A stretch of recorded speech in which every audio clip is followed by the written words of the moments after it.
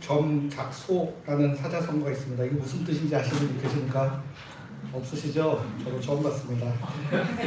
사람들한테 익숙하지는 않은데 있는 말이라고 합니다. 뜻은 굉장히 간단합니다. 뜻이 뭐냐면 까치가 만들어 놓은 둥지에 비둘기가 들어서 산다라는 뜻이랍니다.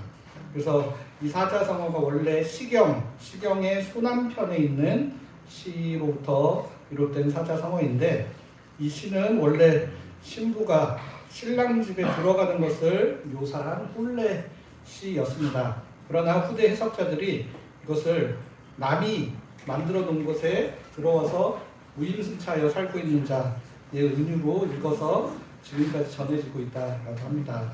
뭐 저희들 잘 모르는 거 봐서 전해는 지고 있으나 계속 전해질지는 모르겠습니다. 계속 사용돼야 전해지는데, 그죠? 로마 교회 이방인 그리스도인들을 바라보는 유대인 그리스도인들의 마음이 딱 저랬을 것 같다는 생각이 듭니다.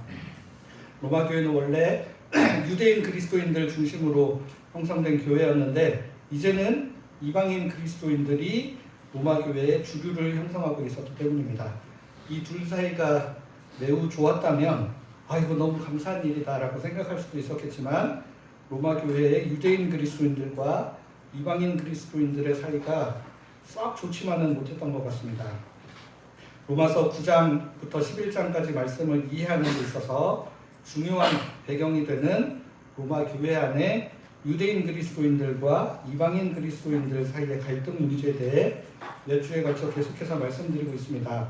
로마에서 유대인들이 추방명령을 받은 사이에 로마 교회의 주류가 된 이방인 그리스도인들과 또 최초 교회 형성에 기여하였던 유대인 그리스도인들 사이에 일종의 알력 다툼과 같은 힘겨루기가 있었습니다. 유대인 그리스도인들은 예수님을 믿는 신앙이 갑자기 어느 날 툭 튀어나온 것이 아니라 원래 있었던 유대교 전통 가운데 그 전통을 계승하여 발전시키는 것으로 이해하였기 때문에, 그러니까 예수 그리스도를 믿음으로 새롭게 언약 백성으로 받아들이려면 이 이방인 그리스도인들도 원래 언약 백성들이 하나님 앞에서 자신들을 구별하기 위해 특별히 지켰던 할례나 절기 규정, 음식 문제를 포함한 정결 규정 같은 거를 잘 지켜야 한다라고 주장하는 것입니다.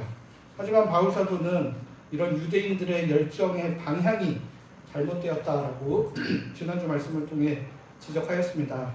하나님의 언약 백성이 된 것은 그들이 믿음으로 말미암은 것이지, 이런 기존의 전통을 잘 행하여 외적으로 다른 그룹과는 우리는 다른 종류의 사람들이다라는 것을 표시한다고 되는 것이 아니다라는 것을 강조한 것입니다.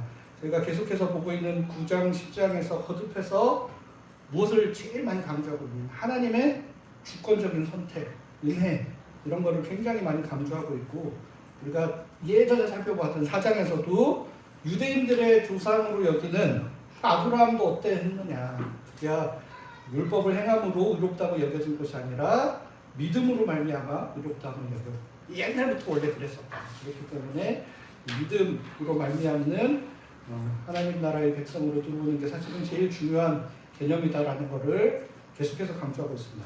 반면 이방인 그리스도인들은 어땠냐? 기본적으로 로마라는 사회에서 유대인들은 소수민족일 수밖에 없습니다. 대부분이 이방인 사람들이었고, 그 사회 자체에서도 이방인들이 주류고 유대인들은 소수입니다.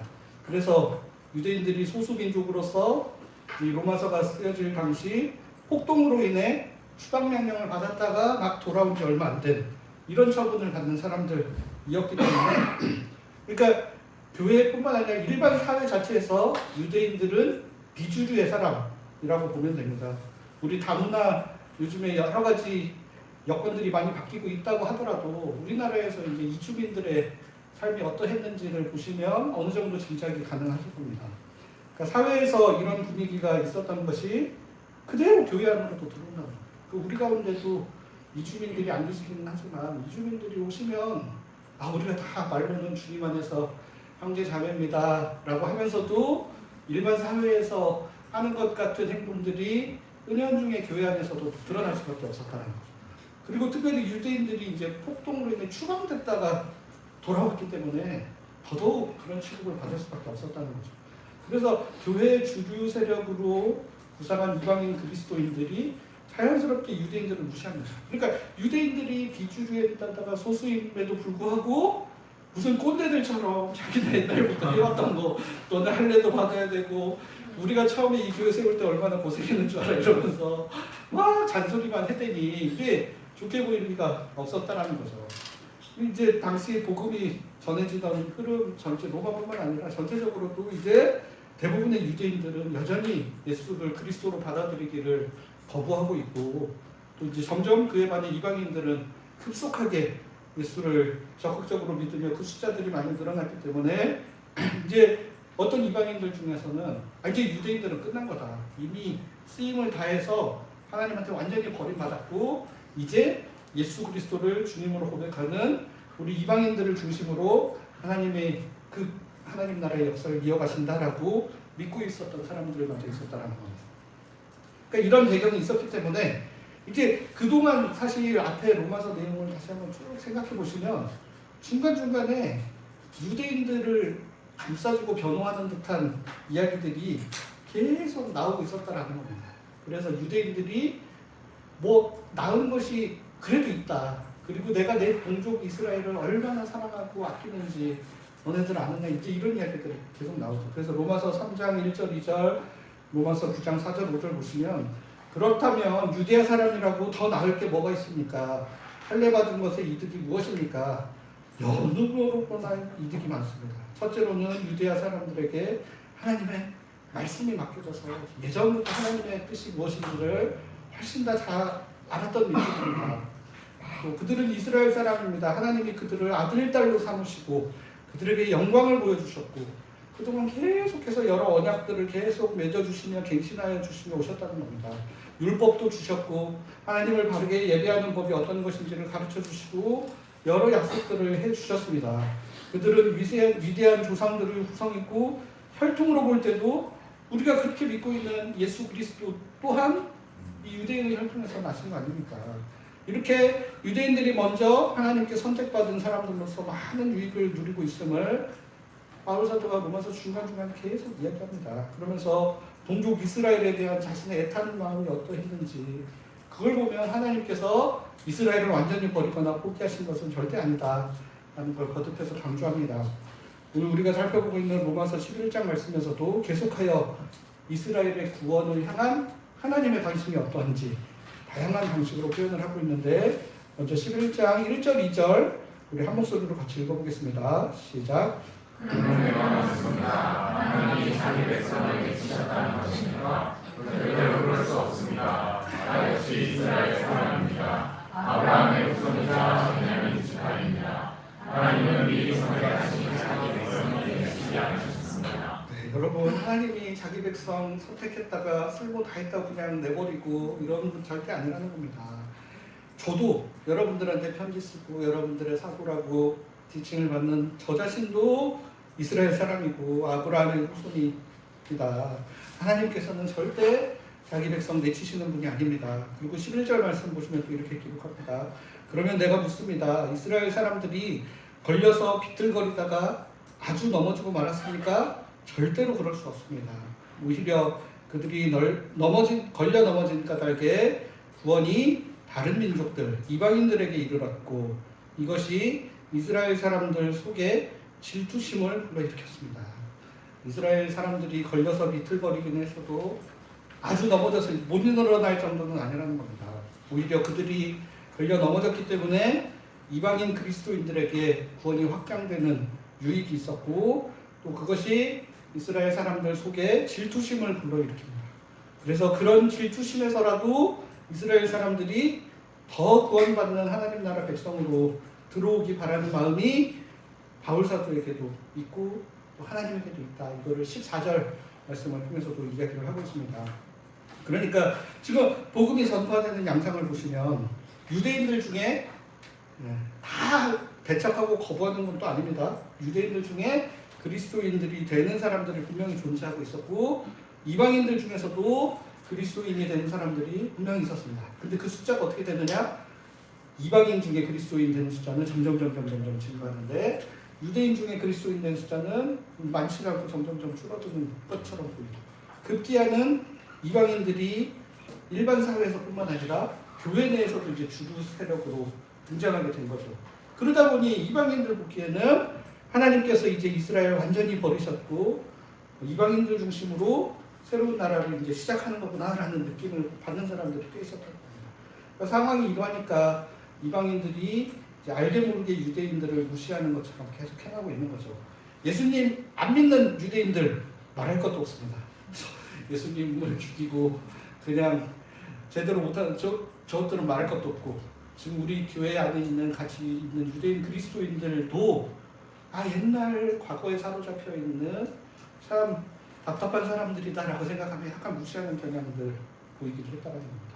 이런 이방인 그리스도인들을 향해 과부사도는 먼저 하나님께서 이스라엘을 완전히 내버린 거 절대 아니다, 구원의 계획은 분명히 있으시다, 이거 강조하고 동시에 뭐라 그러냐면 이방인 그리스도인들을 향해 너희들의 교만한 마음 다시 한번 돌아봐야 된다 라고 그것을 지적하고 있습니다. 그래서 오늘 우리가 읽은 본문이 17절부터 24절까지 말씀을 통해 이방인 그리스도인들에게 이렇게 경고합니다. 본문에서는 이제 식물을 접붙이는 것을 비유로 들어서 하고 있는데 17절 말씀 같이 한번 읽어보겠습니다. 시작. 잘 가꾼 올리브나무 가지들 가운데 여러 개가 잘려 나왔습니다. 그들에게는 야생 올리브나무이면서 그것들 사이에 접붙여졌습니다. 그래서 잘 가꾼 올리브나무 위에서 나오는 자양분을 함께 누리게 되었습니다. 제가 뭐 굳이 설명 안 드려도 알겠죠. 이 잘 가꾼 올리브나무 가지는 원래 이스라엘이었죠. 이스라엘. 이 나무의 가지가 이스라엘이었는데 잘 가꾼 올리브나무의 가지 중에 일부가 잘려져 나갔습니다. 모두 다 잘려져 나간 건 아닙니다. 하나님의 구원 역사에서 믿음을 굳건히 지켜왔고 예수 그리스도를 먼저 주님으로 받아들인 남겨진 가지와 같은, 남은 자와 같은 이스라엘 사람들이 분명히 있었습니다. 그럼에도 잘려나간 가지를 보니까 엄청나게 많이 잘려나간 겁니다. 그리고 그 잘려나간 가지 자리에 야생에 있었던, 하우스에서 잘 기르던 거 말고 야생에 있던 야생 올리브나무 가지를 가지고 와서 잘려나간 그 자리에 접붙인 겁니다.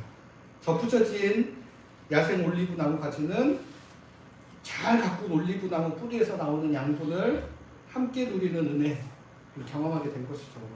그래서 원래 야생 올리브나무 가지였다가 새롭게 접붙여진 가지가 바로 이방인 그리스도인들이라는 것입니다. 처음 접붙여졌을 때 어땠겠습니까? 그 은혜 너무나 감사하다, 그런 마음 분명히 가지고 있었을 겁니다. 근데 시간이 흘러 잘려나간 가지들이 엄청나게 많아져서 나무를 보니까, 교회 안에 보니까 원래 있던 가지보다 접붙여진 가지 숫자가 점점 많아집니다. 너무너무 많아져. 그러니까 이제 원래 있었던 가지 이거 아무것도 아니야, 우리 새로 접붙여진 가지가 주류고 제대로 된 이제 가지로서 거듭나고 있는 거야 라면서 으스대고 우쭐댄다라는 겁니다. 하나님께서는 사도 바울을 통해 접붙여진 가지인 이방인 그리스도인들을 향해 이렇게 말합니다. 11장 20절입니다. 맞는 말입니다. 여러분, 그들은 믿지 않아서 잘려나갔고 그대는 믿음으로 그 자리에 서 있습니다. 그러니 우쭐대지 말고 오히려 두려워하십시오. 이렇게 이야기하고 있습니다. 우쭐대지 않는 것과 두려워하는 것이 서로 연결됐습니다. 그냥 우쭐대지 말라 정도로만 이야기할 수 있었겠지만 거기에 두려워하라는 권면이 함께 붙은 겁니다. 먼저 이방인 그리스도인들이 우쭐대지 않아야 하는 이유 설명합니다. 그것은 바로 그들이 은혜로 현재의 위치를 차지했기 때문입니다. 20절 말씀 여기 그것은 그대는 믿음으로 그 자리에 서 있습니다 라고 기록을 하고 있기 때문에 마치 그들의 공로가 있었던 것으로 해석될 여지가 있어 보입니다. 그러나 저희가 그동안도 계속 여러 번 강조했듯이 우리의 믿음의 반응이라는 것은 반드시 선행하는 하나님의 은혜가 있었기 때문에 그 사랑에, 그 은혜의 믿음으로 반응하는 겁니다. 선행하는 하나님의 은혜가 없었다면 믿음으로 반응할 기회조차 얻지 못했다는 것이죠. 앞선 18절 말씀에서는 그들에게 임했던 선행하는 은혜를 다음과 같이 표현하고 있습니다. 11장 18절 보시면 그렇게 잘려나간 가지들 앞에서 으스대지 마십시오.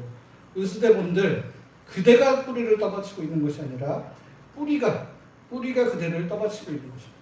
처음 접붙여질 때도 사실은 은혜였는데 지금도 보면 지금도 이 뿌리로부터 나오는 은혜를 받아 누리고 있는 겁니다. 여러분.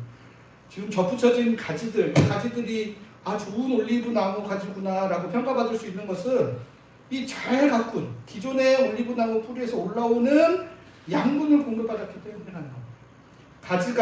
가지가 뿌리와 전체 나무의 상태를 좌지우지하는 게 절대 아니랍니다. 뿌리와 그 뿌리를 통해 공급되는 양분이 그 가지와 나무의 전체 상태를 좌지우지한다는 겁니다. 그러니까 접붙여진 가지들은 잘려나간 가지들을 보면서 으스댈 것도 없고 우쭐댈 필요도 없다라는 거예요. 그럴 수도 없다라는 거죠.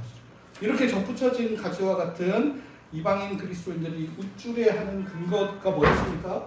원가지였던 이스라엘이 잘려나가는 걸 보고 우리가 좀 더 낫네라고 우쭐거렸는데 하나님께서는 거꾸로 너네 저기 잘려나가는 거 보이지? 그거 보면서 비교하면서 우쭐해하지 말고 거꾸로 잘려나간 가지들 보면서 너네들도 똑같이 두려워해야 돼 라고 말씀하시는 겁니다. 21절 22절 말씀 우리 한 목소리로 읽어보겠습니다. 시작.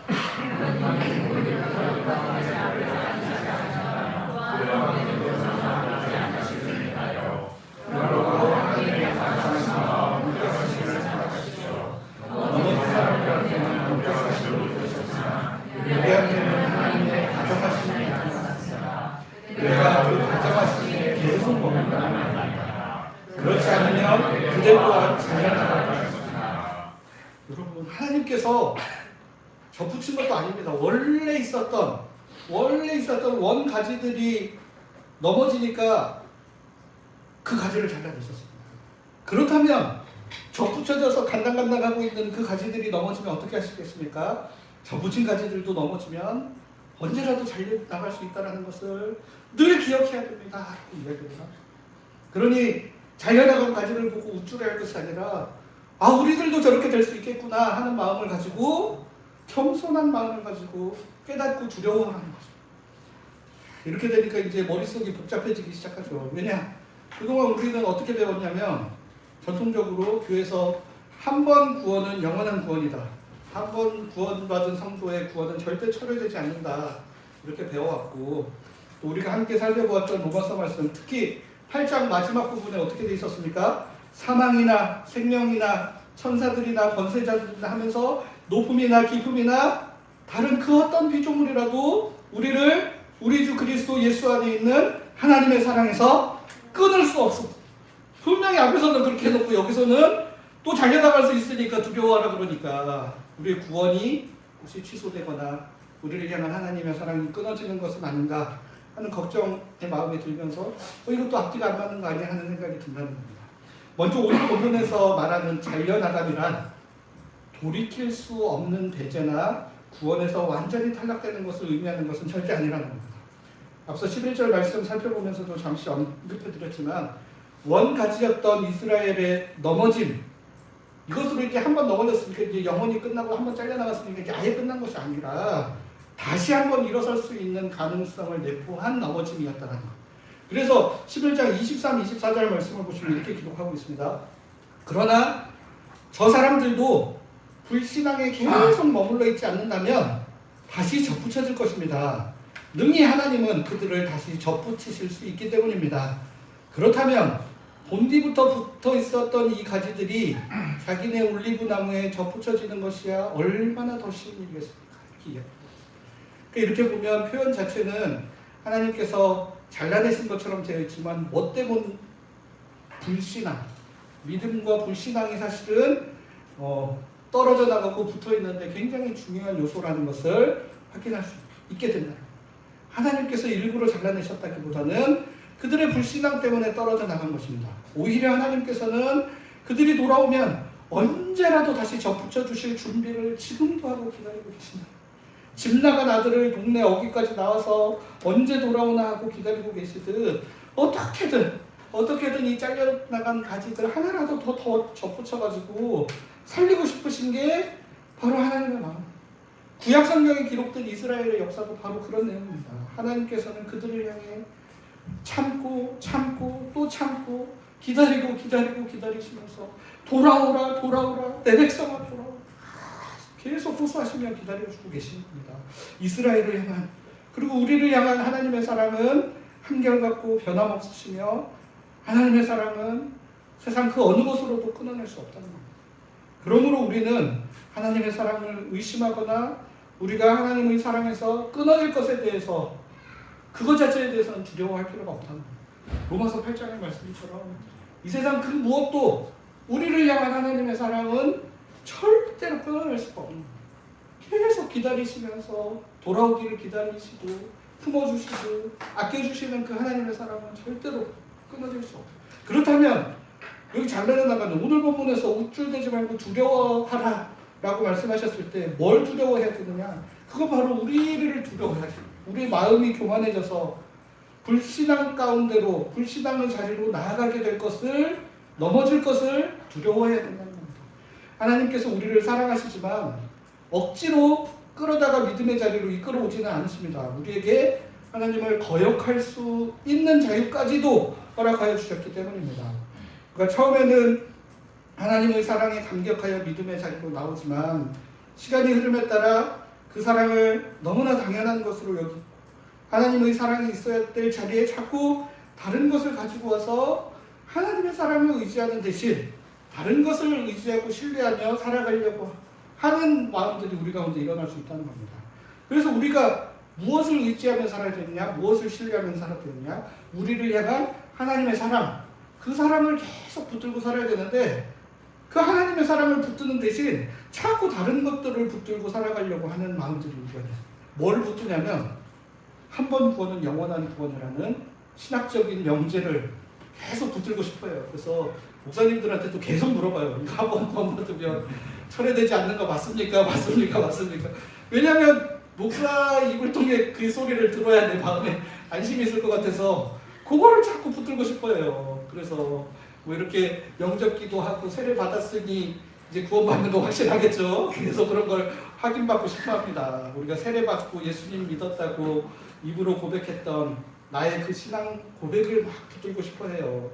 우리가 매주 그래도 주일 예배 안 빠지고 특별한 일 아니면 웬만하면 다 나왔고 그래도 나름대로 매일 말씀 묵상 열심히 했는데 그거 있으면 확실히 구원받을 수 있겠죠? 라고 자꾸 그런 것들을 신뢰하고 싶어하는 마음들이, 이런 종교적 열심을 신뢰하고 싶은 마음들이 우리 가운데 계속 찾아올 수 있다는 겁니다. 그러니까 이런 확신을 의지하면 우리 마음이 점점 교만한 방향으로 흘러요. 왜냐? 나는 어차피 이제 예수 믿는다 고백했고 이 구원은 철회되지 않을 거기 때문에 이제 자신만만해집니다. 자신만만해지고 내가 그래도 종교 생활도 저 사람들보다는 최소한 열심히 했기 때문에 이제는 절대 끊어지지 않아. 이제 그러면서 이제 어떻게 되냐? 못하는 사람들을 자꾸 쳐다보기 시작해요. 못하는 사람들 멸시하고 나는 저들과 다르다는 우월한 마음, 교만한 마음이 자꾸 우리 안에 들 수 있습니다. 그러니까 구원받지 못한 사람들, 이제 저 사람들 지옥 갈 사람들 어떡해. 아이고 저 사람들 불쌍해서 어떡하냐. 나는 안 불쌍한데 저 사람들만 불쌍해가지고 우리가 저 사람들 어떻게든 구해야 될 텐데. 이런 마음. 그러니까 사람을 사람으로 존중하고 받아들이는 게 아니라 나는 이미 천국이 보장된 사람, 저 사람은 지옥 갈 사람, 어떡하냐. 이런 상태로 교만한, 이게 바로 교만한 겁니다, 여러분.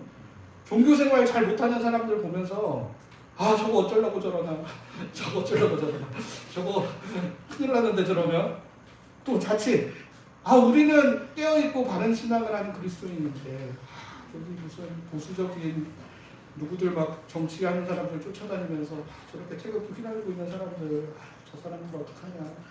나는 그래도 깨어있는 그리스도인인데 말이야. 저 사람들은 어떡하냐. 이런 마음들이.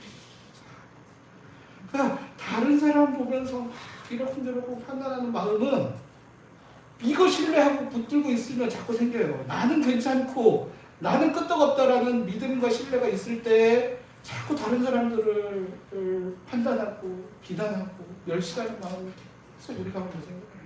이게 바로 이방인 그리스도인들의 마음이 이런 마음입니다. 근데 하나님께서 이 이방인 그리스도인들 향해 너네도 두려워할 줄 알아야 된다. 너네도 두려워할 줄 알고 너네 모습 잘 돌아가야 돼. 성경에서 다음과 같은 구절들을 통해 우리 겸손하게 살아야 된다는 걸 끊임없이 강조하고 있습니다. 고린도전서 10장 12절, 빌립보서 2장 12절입니다. 우리 한 목소리로 같이 읽어보겠습니다. 시작. 그러므로 살겠다고 생각하는 사람은 넘어지지 않도록 조심해야 합니다. 그러므로 내가 사랑하는 여러분, 여러분이 언제나 순종했듯이 내가 그들의 있을 뿐만 아니라 지금 내가 떠나 있을 때요 더욱 두려움과 떨림으로 여러분 자신의 영혼을 이루어 나가십시오. 우리가 예수 그리스도 주님으로 고백해서 믿는 마음이 우리 안에 생기면 모든 거 다 끝나는 거 절대 아닙니다. 계속 말씀드리지만 우리 최종 목적을 죽어서 천국 가는 것, 그래서 그 티켓 확보하는 것에 두시면 절대 안 된다는 겁니다. 우리가 매일의 삶을 통해, 매 순간의 삶을 통해 하나님의 다스림을 받고 하나님의 사랑 안에 거하면서 우리가 그리스도 예수의 장성한 분량에 이르러 그리스도께서 찬란한 빛을, 광채를 비치시는 것과 같은 영광이 우리 안에도 나타날 수 있도록 우리가 예수님을 닮기 위해 계속 나아가는 것이 우리의 최종 목적입니다. 그렇기 때문에 우리는 늘 넘어지지 않도록 조심해야 됩니다. 이제 좀 됐나 싶을 때가 제일 위험하니까 그때 넘어지지 않도록 조심하라고 이야기하고 있습니다. 두려움과 떨림으로 너희 구원을 이루어가라 라고 이야기합니다. 한번 예수 믿어서 이제 구원 다 보장된 것처럼 생각하지 마라. 판단은 하나님이 하십니다. 그래서 우리가 믿을 수는 있어요. 나는 그래도 구원받은 성도지라고 믿을 수는 있지만 장담은 할 수 없다는 겁니다. 판단을 하나님께서 하시기 때문에. 그렇기 때문에 늘 조심한 마음으로, 겸손한 마음으로, 그러니까 우리가 하나님의 사랑으로부터 끊어질 걸 두려워하고 버려지고 내쳐질 걸 두려워하는 게 아니라 우리의 연약함 때문에 내가 교만해서 넘어지게 될까, 내가 또 나도 모르는 사이에 높아진 마음으로 하나님의 구원에 점점 멀어지려고 하는 건 아닌지를, 그런 것들을 조심하고 두려워하는 겁니다. 하나님보다 어느 순간 부지불식간에 우리 안에 있는 이 욕망을 더 사랑하여 남들처럼 더 많은 것들을 갖고 더 높은 자리에 올라가야지 하는 것들을 붙들며 살게 되지는 않을까. 끊임없이 자신을 돌아보며 겸손하게 살아야 된다는 것을 이야기를 하고 있습니다. 여러분, 하나님의 사랑을 신뢰하면 겸손해질 수밖에 없습니다. 그걸 신뢰합니다. 그러니까 우리가 신학적인 명제나 우리의 믿음의 고백이나 신앙생활을 신뢰하지 않고 하나님의 사랑을 붙들고 신뢰하는 존재가 된다면 자동으로 겸손해. 자동으로. 왜냐? 하나님께서 날 사랑해 주셔서 내가 사는구나. 내가 그래서 존재하는구나. 이 하나님의 사랑 때문이구나.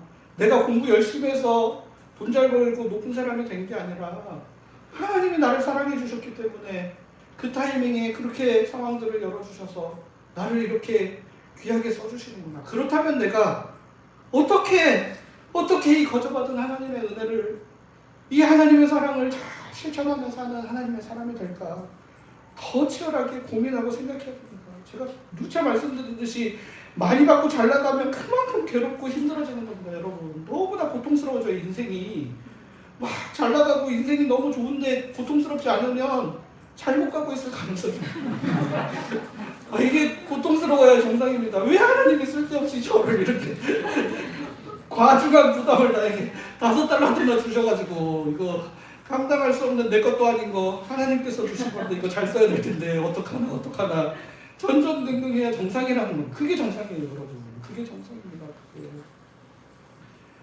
반대로 내가 예수님에 대한 믿음 고백했고 내가 구원받은 하나님 백성이고 내가 남들보다 좀 더 종교생활 열심히 했고 내가 그래도 신학적으로 균형 잡힌 생각해서 그나마 하나님 잘 믿는 사람으로 사는구나라고 그것을 신뢰하는 순간 바로 교만해져요. 바로 넘어져요.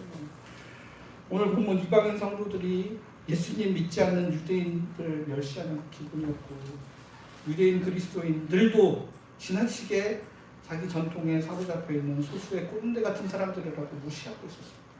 자신들이 하나님의 백성 된 것은 하나님의 은혜였다라는 사실을 다 까먹어버리고 저 사람들 어떡하냐, 다른 사람들한테만 계속 그렇게 관심을 줘요. 그러나 하나님께서는 그런 이들을 향해 본디부터 있었던 가지가 잘려나갔다면 접붙여진 너네들 같은 사람들은 어떠겠느냐 라고 우리에게 되묻고 계시는 겁니다. 우리 신앙 안에서 오랫동안 신앙의 전통을 유지해 오신 우리 어르신들의 신앙 또한 하나님께서 하나님의 방법으로 균형 잡힌 신앙으로 나아갈 수 있도록 인도해 주실 것들을 믿고, 그것은 우리가 비난하고 조롱하고 뭐 어떻게 할 요소가 아니다. 우리가 우리의 신앙을 말로는 막 번지르르 하는데 실제 삶으로는 전혀 뒷받침되지 못하고 있는 신앙은 있지 않은지. 그 보수적이고 막 교회 충성하는 성도들은 교회를 위해서 자신을 열과성을 다해 바치고 있는데, 우리는 또 뭐 그냥 세상 속의 그리스도인으로 잘 살지 하는 위안으로 내팽개치고 이러면 절대 안 된다는 겁니다. 하나님께서 우리를 향해, 나를 향해 우리의 신앙이 어떠한 것인지 끊임없이 두렵고 떨림으로 점검하고 하나님 앞에 바로 서기 위해 애써야 한다는 것을 우리에게 말씀하고 계십니다. 사랑하는 성도 여러분, 그럼에도 불구하고 제가 마지막으로 강조하고 싶은 것은 우리를 향한 하나님의 사랑 절대 끊어지지 않습니다. 우리가 그렇게 실수하고 넘어지는데도 다시 한번 접붙여질 기회를 주시기 위해 지금도 기다리시며 우리를 향해 돌아오라 돌아오라 말씀하고 계십니다. 우리가 예수를 안 믿어서 돌아오라가 아니라 예수님의 사랑 가운데 있는데도 불구하고 자꾸 저쪽으로 향해 가고 싶어 하는 우리의 경향성들 돌이키라는 겁니다. 돌이키고 참된 하나님의 사랑 가운데 나아가야 된다. 이것을 우리에게 말씀하고 계십니다. 하나님의 그 사랑을 굳게 붙들고 다른 거 붙들지 마십시오. 우리를 사랑하시는 하나님의 사랑을 깊이 신뢰하고 그거 붙들면서 언제나 감사하는 삶을 살아가겠습니다. 그 사랑 앞에 겸손한 삶을 살아가며 두렵고 떨림으로 예수 그리스도의 장성한 분량에 이를 때까지 한 걸음 한 걸음 나갈 수 있는 귀한 하나님의 사람들 될 수 있기를 간절히 소원합니다. 이렇게 기도하겠습니다. 하나님, 야생 올리브나무에 가시 같았던 저희들을 잘 가꾼 올리브나무에 접붙여 주시듯 하나님 나라 백성으로 또 하나님의 자녀로 삼아주시니 감사합니다. 이 모든 것이 하나님의 은혜입니다. 그러나 저희가 살면서 그 은혜를 망각하고 구원에 대한 과도한 자기 확신에 사로잡혀 교만하여지고 또 그렇지 못한 다른 사람들 무시하기도 하였음을 고백합니다. 다시 한번 하나님의 그 사랑 앞에 겸손히 엎드리며 그 사랑을 붙들기 원합니다. 하나님의 사랑을 굳게 신뢰하며 그 사랑 안에 깊이 뿌리내려 우리의 삶 속에서 아름다운 성령의 열매들이 끊임없이 맺혀가는 사람들 될 수 있도록 은혜를 베풀어 주시옵소서. 예수 그리스도의 이름으로 기도드립니다. 모두 자리에서 일어나셔서 찬송가 280